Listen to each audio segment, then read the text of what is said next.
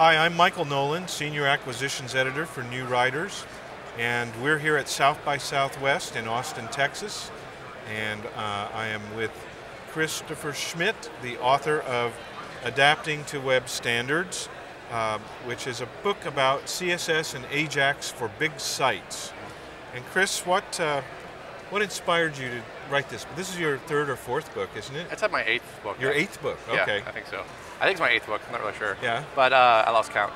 But what inspired me was that I was at previous South by Southwest, and I came across a panel that talked about how to deal with web standards in a large corporate structure. And I was just kind of floored that we need this type of information expanded upon, of course. It was only like an hour panel, but more expanded to talk about the technologies, the processes, and just the teamwork flow. What are the challenges a big site faces? I mean, give me an example of a big site that you might be talking about. Well, in the book, Kevin Lawver talks about, he works with AOL, and he talks about all the steps that he went through to deal with the front page of AOL.com, which is sort of like a portal page.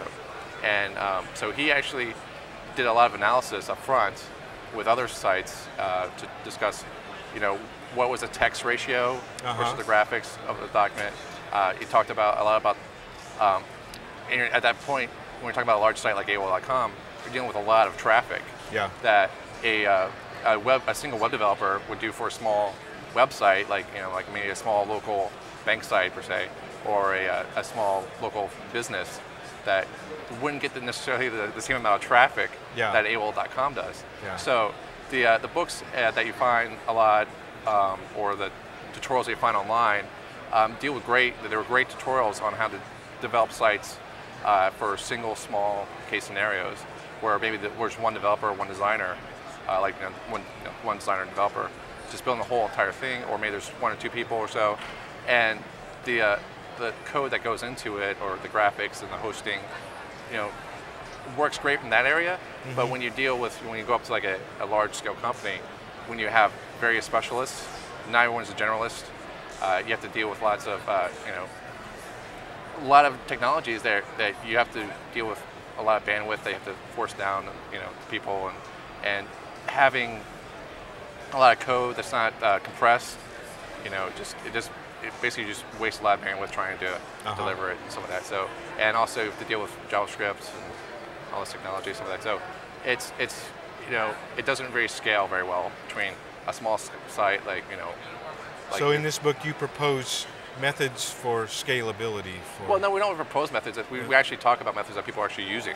Okay. Yeah, we talk about, HTML is always going to be HTML pretty much, but we talk about HTML basics for semantic markup, which is always great. Then we also talk about CSS, but we also talk about CSS in terms of how to manage CSS files for a large scale website. Like if you do a small website, maybe we'll just have one CSS file that can control everything for maybe max to 100 pages, or if you're really lucky, maybe 1,000 pages or so.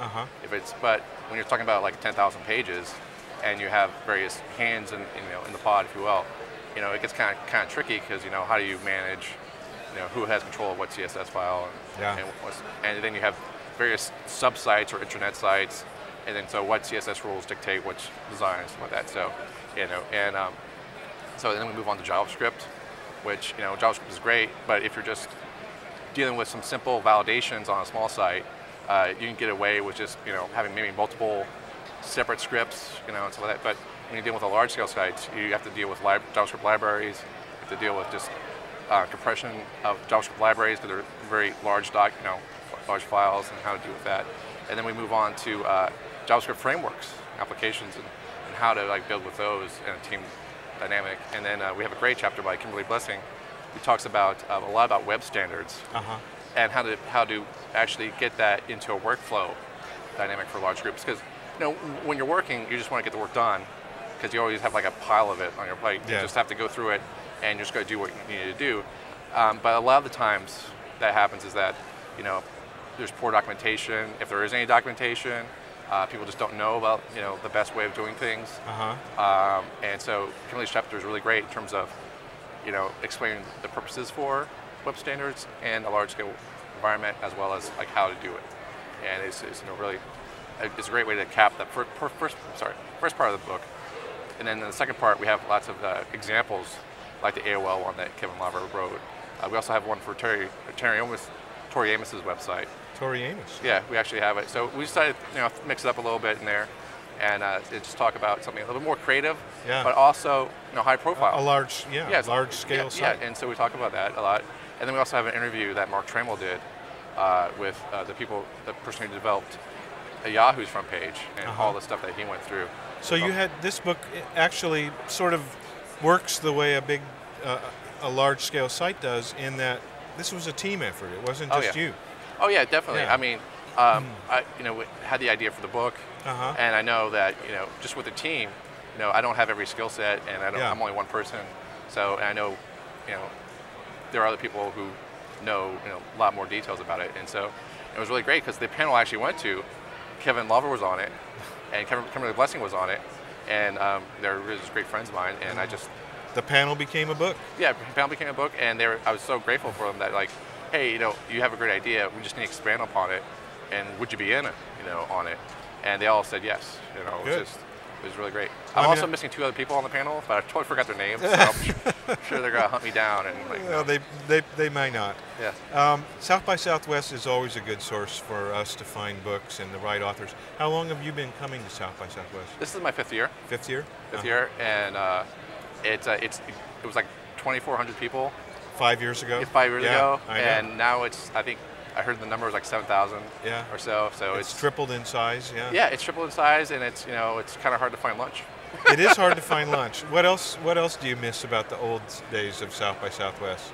I miss. I think you can if you want to talk to someone, you actually track them down. Yeah. Easier. Now it's just more like just sort of like surfing. Or like fishing, I guess in a way. Not that people fish, but it's just more like if you see someone, that's great. But if you don't plan. But it wouldn't be surprising if you came and you missed seeing them. Yeah, actually, people were talking about that. Is like they realize now that we're like a little bit more than halfway done, if not more. It's just that they realize that they're not going to see people because they were just missing them. Yeah. And all this flow. So. But then on the other hand, there's a flip side, of course, and the fact that it's so huge. To me, it has more richness, more texture, more things going on. Right, and then you get more people coming from different points of view, different industries, and there's a vibe that's South by Southwest that you don't get at any other conference. And what is that vibe for our listeners? Can you describe that?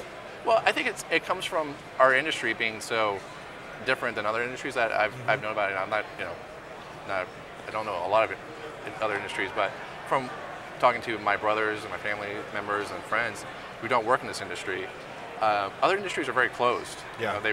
They keep their secrets close to their hearts and chests. And this one, if education is so, people are blogging what they've learned, some web design tricks or techniques. It's very open and sharing, and you don't really get that type of, talking about other places.